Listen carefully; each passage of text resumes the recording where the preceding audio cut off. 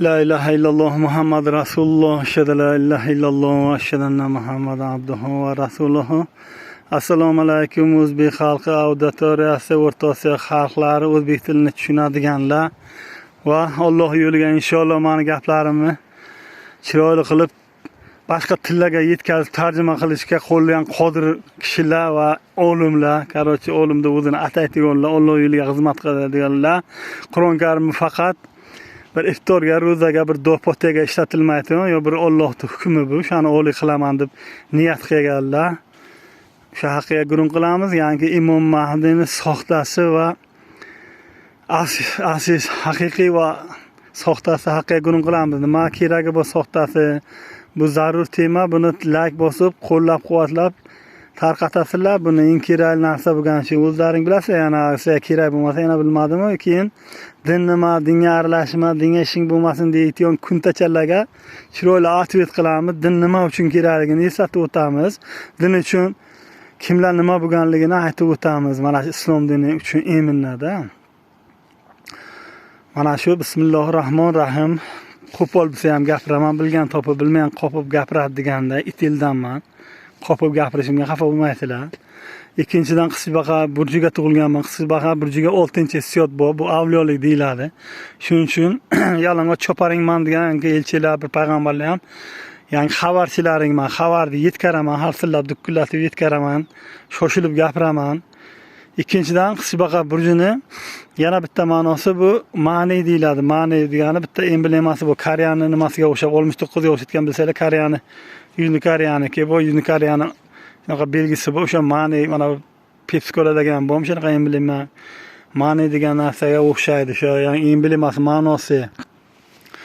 Ya'ni nima ma'noni, nima uchun eminna bu yerga olib kelib qo'ydi? Eminna ma'ni burjimga Alloh taolo o'sha burjlarning ichiga ikkinchi ma'nosini o'sha yangi nima olib keldi? Ma'ni degani, ya'ni xuddi mana bu chali darin degani ham u deylik, xudojo'y bo'lgan, xudoga ishongan, bitta nazardan chiqargan, u maymundan yaratgan deysanlar, sanlar Misrlar, u maymundan emas, anorganik narsadan organik narsani chiqarishini, jonli narsani chiqarishini bu isbotlagan, lekin bu xuddi o'zidan o'zi emas, bu isbot, bu Alloh taoloning bo'l degan so'zi bilan bo'ladi. Ya'ni kun fayakun degan so'zi bilan inshaalloh Alloh taolo bo'l deb qo'yadi. Ya'ni tuproq suv edi, suv tuproq edi deganday o'sha narsalar bo'ladi. Ya'ni bo'l degan narsasi bilan, Alloh taoloning bo'l degan so'zi bilan o'sha turpoq, suvmi, bulutmi, borliq, yog', bor narsalar paydo bo'ladi. U odamni buni loydan yaratib bir kunga yaratmagan, nima qilgansa ham Alloh bilguchi, lekin uni xuddi ana o'shanaqa anorganik ximiyadan organik narsani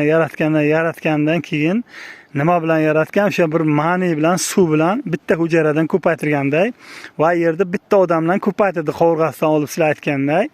Va yana o'sha Qur'on Karimda aytilganday, boring ulamolar aytganday bo'lishi mumkin. Qovurg'asini bilmadimmi? Qayerga o'qiganim yo'q hozircha, inshaalloh o'qib qolarman. Lekin o'sha yana o'sha bitta ya'ni ma'nini qo'ygan sababi ma'ni nimamga, burjimga, u ma'nida ya'ni ayolni bo'g'oz qilish uchun milliardlagan, millionlagan deylik hujayralar qatnashadi va uni ichidan faqatgina bitta urug', ya'ni homilaga, ya'ni tuxumdonga urug' bilan tuxum qo'shiladi, ya'ni spermatozoidlar qo'shilib, ya'ni nima deydi uni otini ham, ya'ni hujayralar, erkak urg'ochi hujayralar birikkandan keyin u hujayralarni bundan mikroskopga qarasang, qo'ling bilan ham ko'ra olmaysan, uni artdaysan bir hovuch bir piyola narsani, lekin uni ichidan bir donaginasi uni nima qiladi, ya'ni homilani sabab bo'ladi bo'lishga. Qolgan qancha narsalar to'kilib ketadi. Imom Mahdiyning soxtalari nima uchun kerak? Xuddi mana shu uchun kerakki, millionlagan mahdi chiqarish mumkin. Alloh xolasa milliardlagan mahdi qilish mumkin. Xolasa so'zini oliy qilish uchun yer yuzini mahdi qilib taylashi mumkin. Bir ikkita kuntalar menga gapiryapti, sanga o'xshagan mingtadi po'xi emasmi? Kuntalar sukalar bilan yatvoy roti balpone suka bilan. Soxta bo'lsam ham, men ham xuddi ana shu to'kib tashlanadigan, artib tashlanadigan, ommalarga o'xshaganlardan bittasi bo'lgan taqdirimga ham haqiqiy mahdini yangi olib borib joyga homilani nima qilishga xizmat qilaman. Yangi odam tug'ilishi, yaralishi uchun o'sha bittagina yangi urug' de atrofida o'shanaqa hovuchlagan, oqib turgan suvlaring borib yangini biriktiradi, qo'shiltiradi. Bo'lmasa qani borsin, qani tuxumingning ichidan, urug'ing ichidan emina qo'ling bilan olib borib tiqib qo'yqani, o'ylan nima qila olasanmi, homila qilib bo'g'iz qila olasanmi, uni ayni omini palonni ham qila olmaysan. So'kalar yangi menga gapiratyaptilar. Yangi yasamasanlar, so'kalar bilan dinni niqob qilib pul ishlash yo'liga o'tgansan. Soqolini niqob qilib yangi kiyimlarni, islomiy kiyimlarni nikoh qilib, hajini yangi qilib olib, mana hamma yoqda yegallab olishdi, yo'lisanlarga so'kalar bilan yashashni boshqa yo'liga o'tgansan. Bitta yangi kuntalarni ko'rdim, hijoblar kiyib olib, go'shtlarni nima qilganini video qilib o'shanga o'xshab.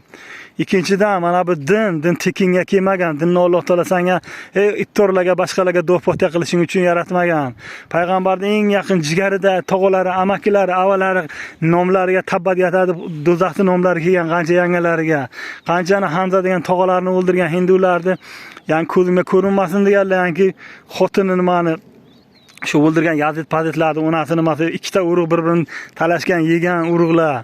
Senlar o'ylaysan bu tekindan tekinga o'tib, tekinga Alloh so'zini tashlab qo'yadimi? Senlarni bir do'potya qilishing uchun, hayda aylantirib yurishing, kayfovat qilishing uchun hijob ro'mol o'rab yurishing din kerak bo'ldimi? Din mana shu konstitutsiyalarni o'rniga qo'yish kerak. Mana shu kak polojni qo'yiladi bu konstitutsiyaning. Alloh man qilgan narsalarni bu yerdan sportlanadi. Aroq, sigaret, narkotik, fohishabozlik, kazino, qimor o'yinlaring. Har bir qarshi yer masjidda degan hadis bor. Nima senga u ertaga aytib ketdimi Rasululloh sollallohu alayhi vasallam? Aka-uka urug'ini o'ldirib, ummatimda o'lib ketdi. Undan keyingi va'da qilib qo'ydi, meni urug'imdan nomi otimni, otasini otamni otida deb qo'ydi. Muhammad ibn Abdullah emas. Ya qo'y palaji kim Muhammad Abdullah hamsa o'ziga beraman mana bunaqa shayxlaring, sukka gandonlaringni. Qiyos ilmi kelgan, hattoki Qur'on, hadisdan keyin qiyos ilmini mana bu Imom Mazhab Nu'man ibn Sobit, Imom Azamimiz kerak qiyosni olib kelganlar. Shtobi o'sha yo'qni hadisga vaqtdan o'xtarib, shunga bir yaqin qilib fatvo chiqarganlar. Tushunapsanmi? Nima bu oddiy turgan Qur'onni sanlar bir-birini o'ldirish uchun yaratibsanda, o'shanga rozi sanlar Imom Mahdi chiqsa-da, sanlarga o'ldirsada, u kofirlarni o'ldiradi, og'zingni shalaq-balaq qilib qo'yasan. Birinchi navbatga Arabistonga borib firqalarni bir-birini go'shini yeydi. Sen aytgan hadisga binoan bo'lsa edi, bir-birini go'shini 10-15 yil 20 yil qaytib shiya, miya sunni, hamma sunniyni ko'zini o'yaman deb turib shiyalar kerak. To'kadi, bilasanmi? Men o'sha tarafga o'tib ketsam, sanlar to'ktiraman xohlasan inshaalloh. Alloh agar shuni xohlagan bo'lsa. Tushundingmi? Shuning uchun yerga ashkin bo'ysungin, Alloh so'zini oliy qilish uchun. Payg'ambar qanday aka-uka urug' qirib, qiynalib ketgansa, meni urug'im ham mana shunaqa kam emas, meni urug'im ham shunday azobni tortayotgandir. Shuning uchun maksimum darajaga tarqatsasan, like bosasanlar. Assalomu alaykum va rahmatulloh va barakatuh. Yaxshi muomalada bo'lamiz degan umiddaman.